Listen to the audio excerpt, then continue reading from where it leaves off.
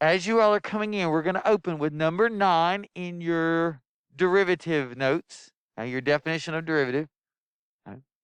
And you're going to do a couple things. You're going to draw your little graph of absolute value. And then you're also going to draw a graph of the derivative of the absolute value of x. Okay, let's look at your opener. Now, for a few of you, you got a little stuck. You did exactly what I don't want you to do. I'm going to wait. Miss Repling will eventually put this on the board, and I'll just write it down. If you're having a little trouble, keep working. Let me know. But the struggle is good for you to think your way through some things. And some of you know a lot more than you're giving yourself credit for. For example, we have this little absolute value graph that if you didn't, you want to make sure you labeled this is f of x. Because in this problem, you're going to have two different graphs, and we will need to label each of those. All right, so if you're not in that habit of labeling your graphs, we want to do that. If you write f of x equals the absolute value of x, that's just fine. But I've got to make sure I'm labeling what's going on here. Now, we're asked to graph f prime. What does f prime mean, Emily? Do what? It's not the tangent line. It is related to the tangent line, though. What does it tell us about the tangent line? It's the slope. It's not the tangent line itself. F prime is the slope of the tangent line. So we're going to be graphing over here for f prime, the slope of the tangent line, the slope of the curve, right? Whichever way you want to think about that. Right? Ordered pairs where the x value is an x value, a location, but the y value is the slope of f of x. So I want you to label above your graph, here's what this graph is going to represent.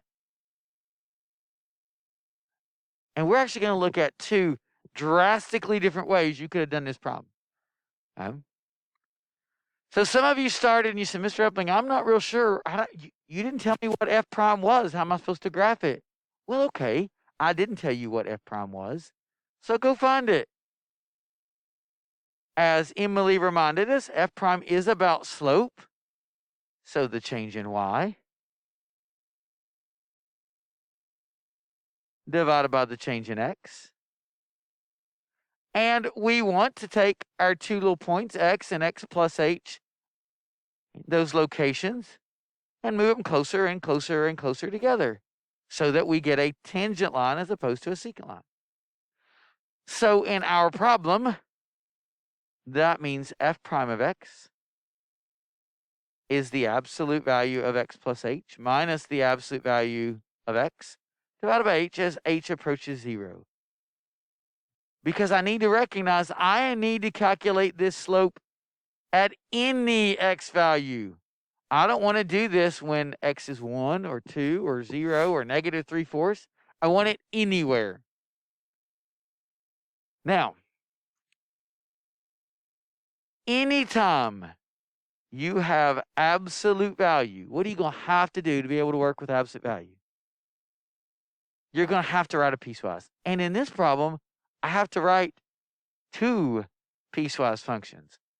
The first is easy. I've already got this graph of the absolute value of x because I knew what that looked like. So I've got this little line right here. It's just the line y equals x. And that's when x was greater than or equal to 0.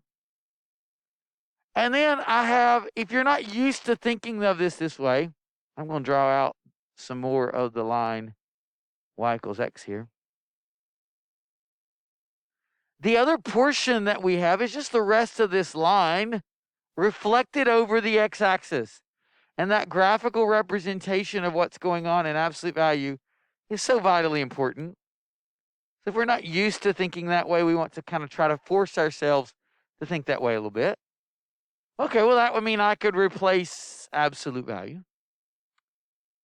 All right, but I also need a piecewise for the absolute value of x plus h. And this is one little place that I have a few of you just kind of turn your brain off and mess up. You knew, okay, I've got the line x plus h, but the domain restriction part gave you a little bit of trouble. So if you think numbers, the absolute value of 7 is 7. The absolute value of 12 is 12, right? The absolute value of this number was the same thing. Why? Why is the absolute value of 7, 7? The absolute value of 12, 12. The absolute value of x plus h being x plus h. Why is it the same thing? It's already positive. Oh, yeah. So that means my domain restriction, this number was positive. Or x is greater than or equal to the opposite of h. All right. And then, hey, if I had a negative number, I'm going to multiply it by -1. I'm going to reflect it over the x-axis because I had a negative number. X was less than -h. Now, the fact that I have a piecewise reminds me, oh yeah, when I go to calculate this derivative, I'm going to have to deal with two different pieces. The limit as I approach 0 from the left, and also the limit as I approach 0 from the right.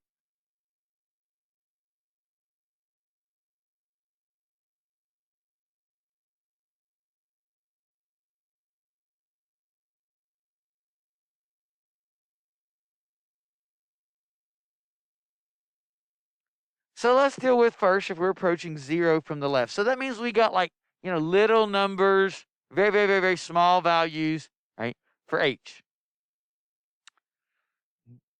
So we've got these really small values for h. Right? We're to the left of x. Okay, so x plus this really small value. Is it positive or negative? Sometimes. Sometimes it's positive, right? 2 plus decimal 0.00001, 2 minus decimal 0.0001, that's positive. Well, what if it's negative? Negative 2 minus decimal 0.00001. Oh, then it's negative. So as I think about this absolute value of x plus h, what I'm recognizing is it really matters what x is. Because h is very, very close to 0, what's first and foremost most important is what x is. So I'm going to deal with that part of my piecewise first. Minus negative x. Let's say x is negative. So if I'm negative, and I've got this value that's, just to the left of 0, and I got a negative number plus this really small negative, well, that's still going to be a negative number. I got the opposite of x plus h. And I want the limit as h approaches 0.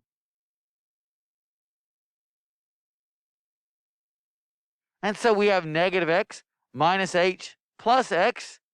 Well, that's just negative h divided by h.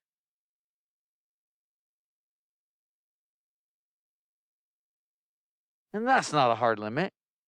But I do need to pay attention. Yes, this is equal to -1, but it's only equal to -1 when x is less than 0. Well, okay. What if x is greater than 0? We can replace absolute value with just x. And now we've got a positive number plus this really, really small positive number. I still have a positive piece, so this is going to be x plus h divided by h. The limit as h approaches 0 from the right. And we get h divided by h. We get a slope of 1.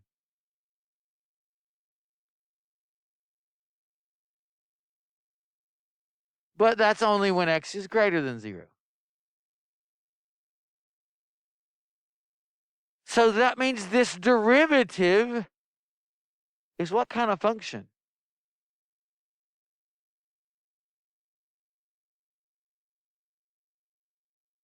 What kind of function, when we go to write an equation for f prime, what kind of function are we going to write? It's a piecewise. But there's something very important about this piecewise we need to notice. Sometimes f prime's equal to 1. That's when x is greater than 0. And it's equal to -1 when x is less than 0. Do you notice anything about those inequalities? I didn't include 0. I didn't include 0 because I don't know that answer. I'm going to have to figure out what is f prime of 0. The limit as x approaches 0. We'll use our alternate definition since we're at a particular location now. We want to know what that slope is. But if I'm approaching 0, I'm going to have to be using my piecewise for absolute value. And, well, at 0, I got two different pieces. I'm going to have to think about both the limit from the left and the limit from the right. So the limit as x approaches 0 from the left of the absolute value of x minus the absolute value of 0, which is 0, divided by x minus 0. And I want to know, is that the same thing as the limit as we approach 0 from the right of the absolute value of x minus 0 divided by x minus 0. And I accidentally wrote a 1 up here. Well, if we're dealing with the absolute value of x and x is approaching 0 from the left, that's less than 0. That's going to be negative x. And I have the limit as x approaches 0 from the left-hand side is -1. If we're approaching from the right-hand side, well, okay, the absolute value of x, we're going to plug in a number slightly larger than 0. That's going to be greater than 0. We're going to get that slope's equal to 1. So what does that tell us about f prime of 0? Okay, the limit doesn't exist. F prime of 0 is undefined.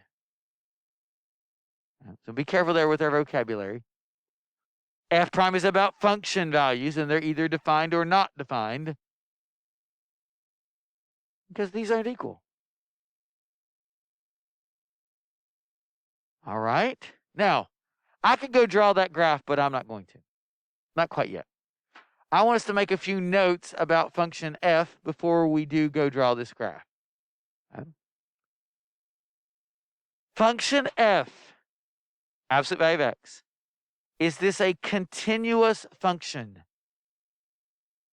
Yes. All right, so let's write that up here on our graph.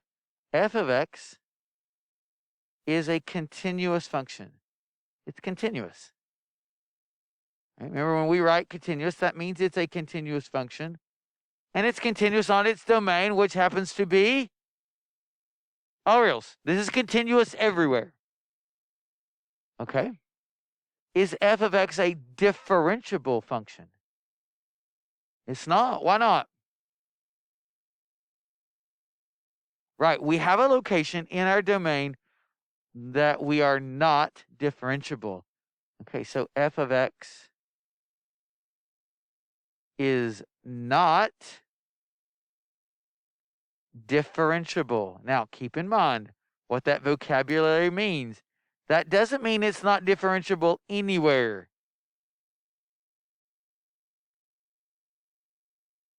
It means there is a location, x equals 0, that's in our domain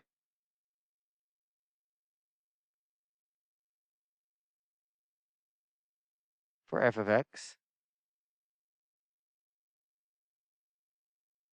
but f prime of 0 is undefined. Or you could say, instead of saying f prime of 0 is undefined, if you would prefer, you could say the slope the limit as we approach 0 of the absolute value of x, or f of x. I'm running out of room here. Minus f of 0 divided by x minus 0. You could say that doesn't exist. And that would be okay.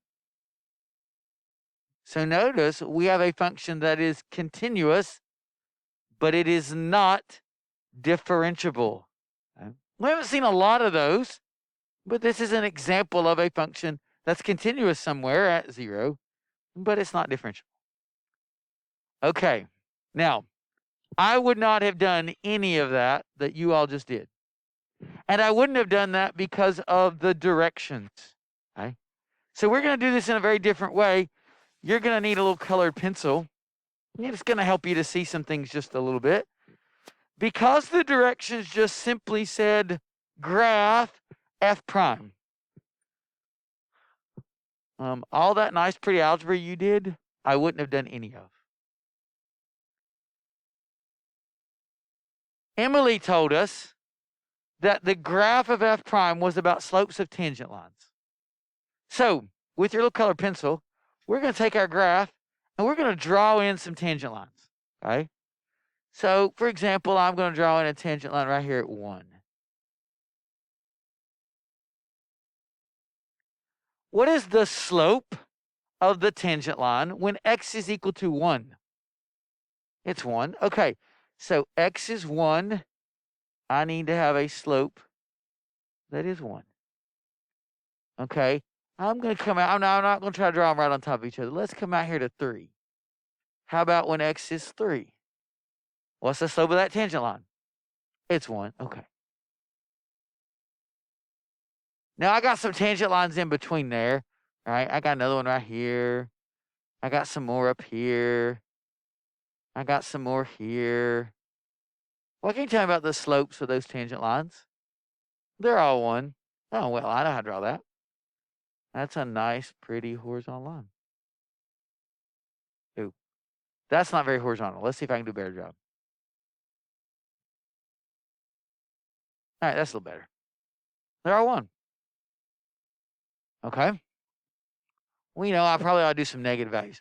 So let's do x is -1. Let's draw a little tangent line in right there. What's the slope of that tangent line? It's -1. Okay, so when x is -1, the slope, the y value of f prime, is -1. Okay, how about when x is -4? What's the slope of that tangent line? It's -1. What's the slope of all of these tangent lines? They're all -1, right? So we draw them in there. We can see their slopes are all -1. Okay, I can draw that too. I got all these slopes. They're -1. I'm going to change colors. I'm going to put a point just to the right of 0. So here's our little secant line as x is moving really, really close to 0. And I'm going to draw a little bit bigger tangent line so we make sure we can see it. What's the slope of that tangent line as I'm getting closer and closer and closer to 0 from the right? It's 1. Okay, now, how about if I take my point, right? Average rate of change, move the points really close together, and I move really, really, really, really, really, really close from the left. What's the slope of that tangent line? It's -1. They're not the same. How would I draw that over here on our graph of f prime? Yeah, I got a hole right here when x is 0 because I don't have a slope. Now, yes, that is exactly the graph we have of this equation we wrote for f prime, but I didn't need to do all that algebra. I could draw tangent lines in and find out what their slopes were. That's what f prime means. Oh. Now, are there questions with that part of our opener? All right, so I didn't ask you this, but just for fun, okay? Because we know now what f prime is.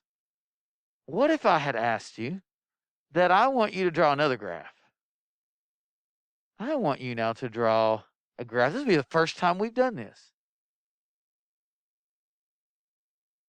Whoa, Mr. Epling, a second derivative. We worked on notations yesterday for second derivatives. no, f double prime, or we're going to take the derivative twice with respect to x both times of the function f. Whew. What would that graph look like?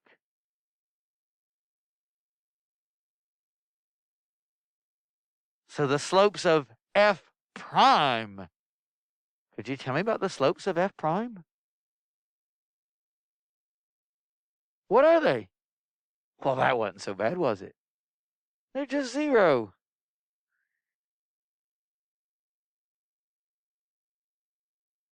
Okay, now besides the fact that that's not completely straight, it's not quite right. What's wrong?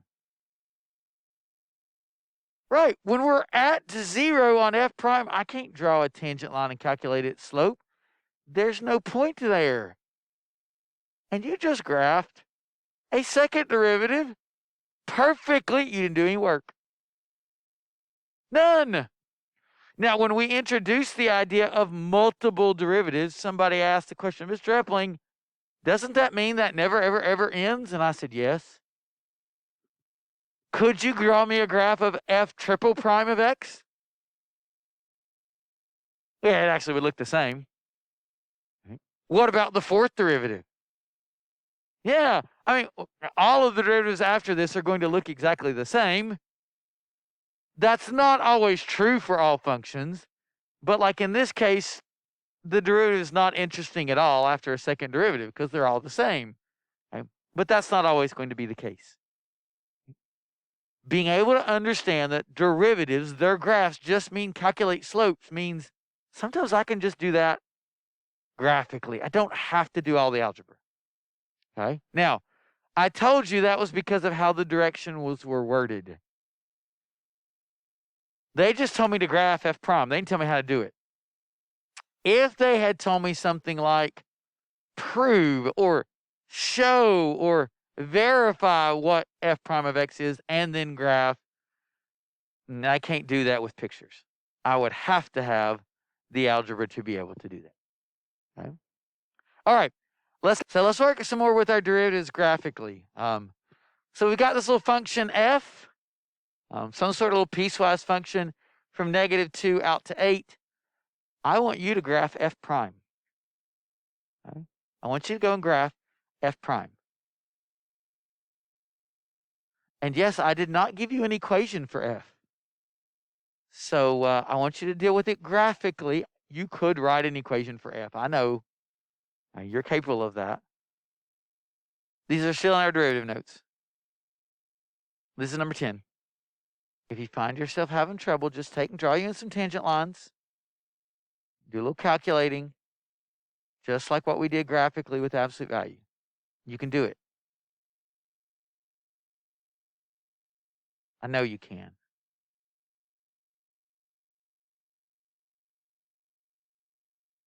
All right, let's start with this little first group. I've drawn them in green. What can you tell me about the slopes of all of these little tangent lines in green? Yeah, they're all the same, and in this case, they're all 5/2. You might have either just counted, rise over run, or maybe you calculated. Okay, so let's go put that in our picture. So that's from x is -2 out to 0. All of those had a slope of 2.5. 5/2. Well, wait a minute. What about when we're right here at x equals 0?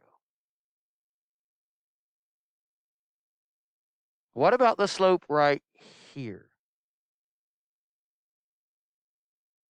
Okay, so from over here, right, we got 0. But as I get close from the left-hand side, I don't got a slope of 0. Now, two different slopes. Right, we don't have a derivative. F prime of 0 is undefined. Oh, we got a hole in our graph. Right here at 0. Wait a minute. What about out here at -2? So right here exactly at -2.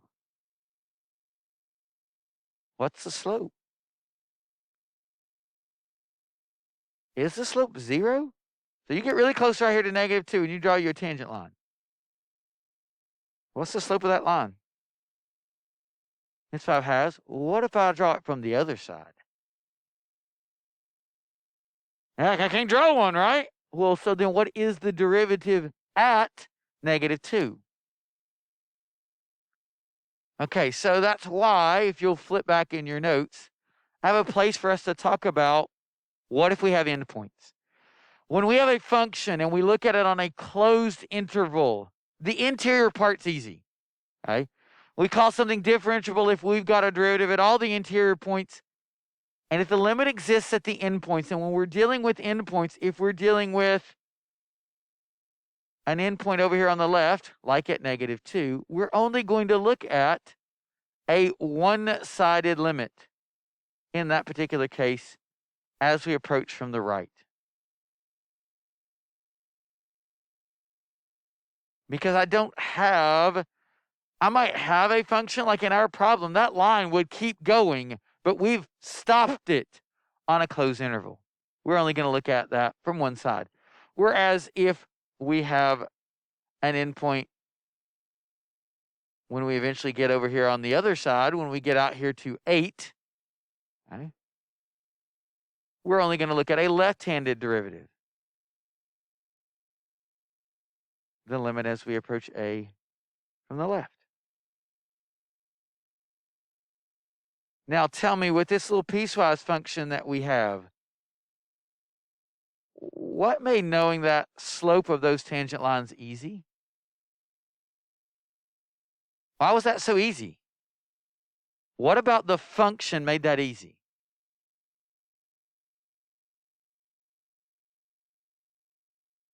Okay, it is a piecewise function. What if I gave you this thing? Would that be so easy? Why not? What makes the number 10 so much easier than number 11? It's linear, right? And so the slopes anywhere on a line is going to be constant. Very quickly, what's your middle piece going to be? What are your slopes? 0. How about the slopes of this third piece? -7/3. And out here on the end? 3. So we have a derivative graph that is also a piecewise function. Okay. Now, tonight, for your homework, you are going to be in Math Excel, okay? And you are going to have some derivatives you're going to sketch. And then on Monday, we're going to work with some of those things that are curves. And we'll calculate and sketch out some of those derivatives. Okay? All right, have a great weekend. For those of you who are at home, I'll see you on Monday. And I don't have to wait so long to get to see you guys next week. I get to see you on Tuesday.